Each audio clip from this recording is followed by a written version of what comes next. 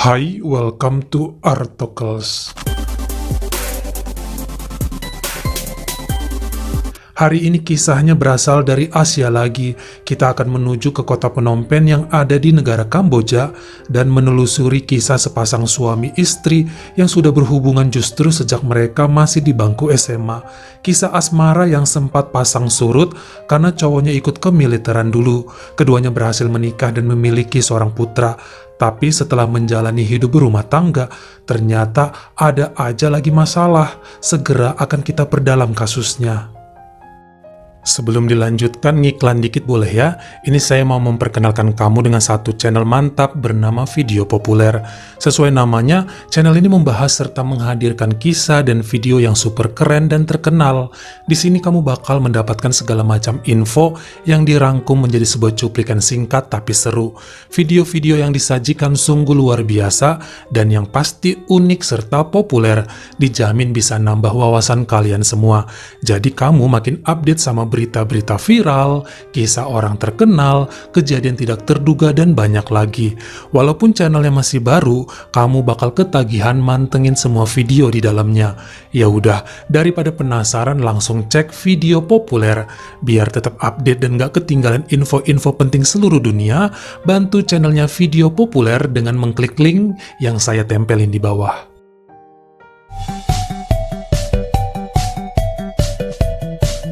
Saya perkenalkan kamu dulu dengan seorang pria tampan yang lahir pada tahun 1992 di kota Krong Kampong Cham, Kamboja, bernama Kiri Moau dan merupakan anak semata wayang dalam keluarganya. Saat berusia 11 tahun, dia bersama kedua orang tuanya pindah ke Phnom Penh untuk memperoleh kehidupan yang lebih baik. Kiri anak yang pintar, selalu juara kelas dan masuk ke SMA Chea Sim Satormok karena mendapatkan beasiswa. Di sekolah ini jugalah Kiri bertemu dan berpacaran dengan seorang gadis yang ada di kelasnya bernama Bo Pasok pada tahun 2008.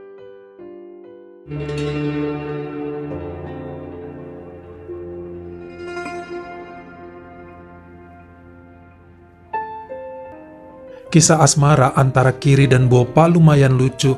Banyak yang menganggap mereka Romeo dan Julietnya kota Phnom Penh karena sama-sama good looking katanya. Setelah lulus SMA, ternyata Kiri tertarik untuk jadi tentara dan ikut dalam kemiliteran. Sementara sang pacar Bopa kemudian kuliah di Universitas Belte Internasional. Karena saat itu pendidikan dan penempatan militer Kiri berada di Provinsi Battambang, jadi deh dua sejoli ini berpacaran jarak jauh, long distance, namun dikatakan sebulan sekali atau kalau memang saat perayaan tertentu, Kiri akan pulang menemui sang kekasih dan juga mengunjungi kedua orang tuanya di Phnom Penh. Namanya juga pacaran jarak jauh, terkadang ada aja yang gak setia, begitu juga dengan mereka. Walaupun Kiri sering menjanjikan segera menikahi pujaan hatinya Bopa, namun ternyata sang gadis merasa penantiannya terlalu lama. Dia pun mulai kenal dengan seorang teman di kampusnya yang juga merupakan anak seorang pengusaha velg ban mobil. Nama pria itu adalah Ratanakpon. Nah, cowok ini mencoba mendekati Bopa karena dia gak tahu gadis tersebut udah punya pacar. Bopa juga ngerasa galau antara penantiannya terhadap Kiri atau dengan Ratanak yang sangat baik dan selalu ada kapanpun wanita itu perlu. Keduanya menjalin hubungan sejak 2013 saat perkuliahan mereka memasuki tahun ketiga. Pada akhir 2016 ternyata Kiri dipindah tugaskan juga ke Phnom Penh dan ini bikin hatinya senang. Saat itu Bopa sudah bekerja di sebuah bank dan masih menjalin hubungan dengan Ratanak yang menggeluti usaha ayahnya. Sebenarnya Kiri lumayan kaget karena semua orang yang dikenalnya mengira dia sudah putus hubungan dengan Bopa. Seringnya kan wanita itu terlihat jalan sama Ratanak. Kiri pun meminta kepastian dan Bopa menyuruh tentara tersebut untuk segera menikahinya kalau memang serius. Benar saja, Kiri serius dan keduanya menikah pada bulan Februari 2017. Di lain pihak, Ratanak kaget karena gadis yang dipacarinya selama 3 tahun kok tiba-tiba nikah sama orang lain. Saat dia tahu bahwa selama ini hanya dijadikan pelarian bagi Bopa yang kesepian, pria tersebut pun marah dan sempat terjadi keributan antara dirinya dengan Bopa di rumah keluarga Kiri. Karena perasaannya terluka, akhirnya selama setahun Ratanak pindah ke Canberra, Australia untuk menyembuhkan sakit hatinya. Dia menyepi sendirian di sana.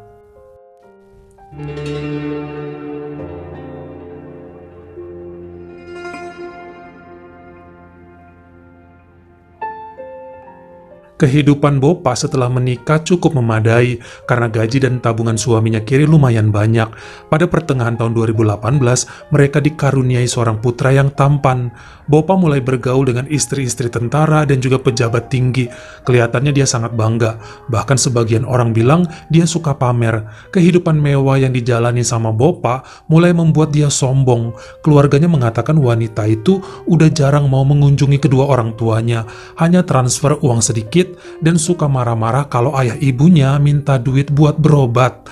Saudara-saudara lainnya juga mengatakan sejak menikah dan tinggal di rumah mewah, Bopa ini ngerasa nggak mau kenal sama mereka. Kalau ketemu di luar dan ditegur, malahan buang muka dan malas menyapa balik. Sampai pada bulan April 2020, dikatakan Kiri mengalami sedikit masalah pada pekerjaannya.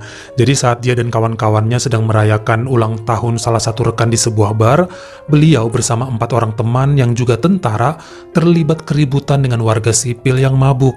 Mulai ricuh dan ada insiden yang membuat terlepasnya sebuah peluru. Seorang pemuda menghembuskan nafas terakhir di sana. Hal tersebut membuat Kiri dan teman-temannya mengikuti sidang disiplin. Walaupun nggak di penjara, namun mereka dibebas tugaskan, udah nggak jadi tentara lagi. Ini merupakan pukulan berat bagi kedua orang tua Kiri dan sang istri Bopa. Bahkan beberapa bulan setelahnya, pria tersebut nggak berani keluar rumah karena malu dan merasa bersalah. Dia mencoba cari kerja lain, namun nampaknya tahun 2020 yang sudah masuk era pandemi membuat Kiri nggak mudah cari pekerjaan baru. Dia pun berpikir untuk menggunakan tabungan yang ada buat buka usaha kecil-kecilan. Kiri ternyata jago masak. Dia buka warung makan saat siang dan kalau malam jualan mie goreng khas Kamboja. Walaupun awalnya sedikit yang beli, lama-kelamaan masakannya terkenal enak dan mulai banyak pengunjung. Kiri nggak malu walaupun dulunya seorang tentara. Namun hal tersebut justru kebalikan dari Bopa yang kesal sebab dirinya sekarang hanyalah istri tukang warteg. Kalau di sana warkam kalian namanya, warung Kamboja. Pertengkaran demi pertengkaran sering terjadi. Bopa mau suaminya cari kerja yang elit dikit lah. Kalau bisa yang gajinya gede banget. Bukannya seperti sekarang yang cuma untung gak seberapa, malahan kalau gak terjual makanannya bisa basi dan merugi. Bahkan wanita itu juga jarang menemani sang suami di warung makan dan lebih memilih sembunyi di dalam rumah mewahnya. Sementara sang suami Kiri dan orang tuanya tetap aja menjalankan usaha. Pria tersebut bahkan gak malu untuk mengiris sayuran, menemani pelanggan ngobrol dan memasak langsung di hadapan pembelinya. Dia mikir yang penting halal dan bisa cari nafkah. Lama-kelamaan Bopa jengah dan mulai mencari tahu keberadaan mantan pacarnya Ratanak.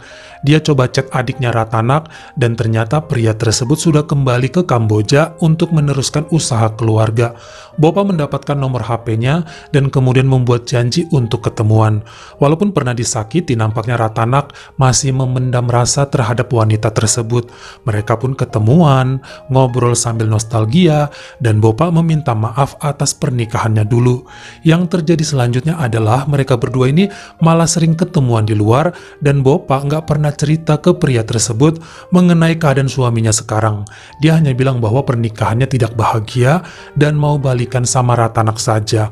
Pria itu sangat senang dan siap akan menikahi Bopa apabila dia sudah resmi berpisah dengan Kiri.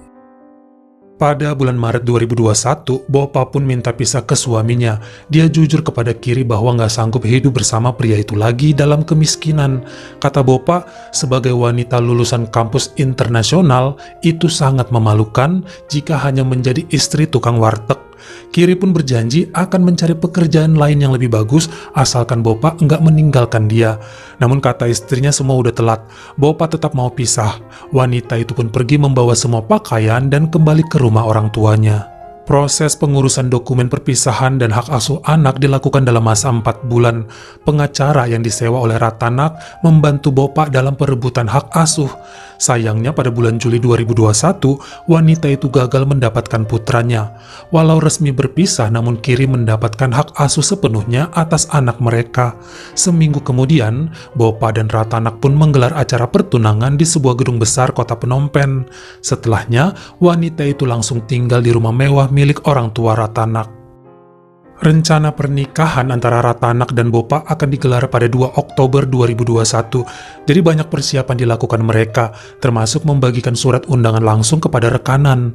Hal ini juga yang terjadi pada hari Senin 13 September 2021.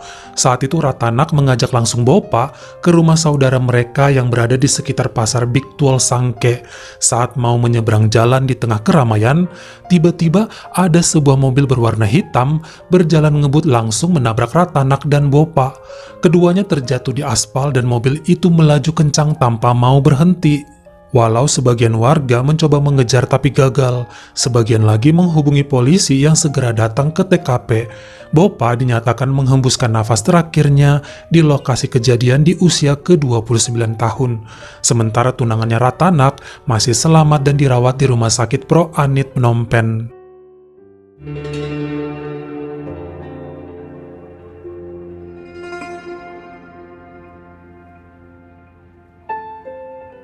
Karena datang dari keluarga yang punya banyak uang, kelihatannya penyelidikan polisi pun gerak cepat. CCTV sekitar kejadian berhasil mengcapture plat nomor mobil yang menabrak mereka kala itu.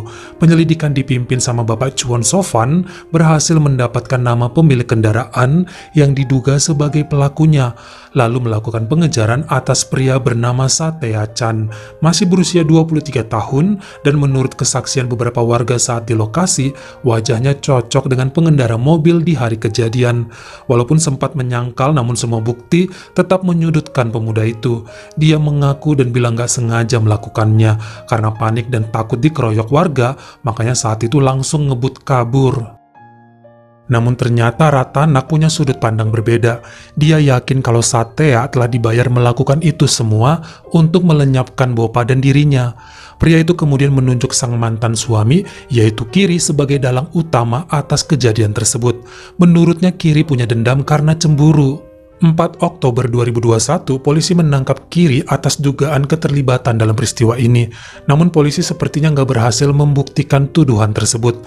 Selain Kiri dan Satea yang mengaku nggak saling mengenal, juga nggak ada bukti mereka pernah ngobrol, baik secara langsung ataupun melalui HP. Pemeriksaan nomor handphone keduanya nggak pernah saling terhubung. Bahkan penelusuran dilakukan atas segala aktivitas Kiri selama seminggu sebelum kejadian.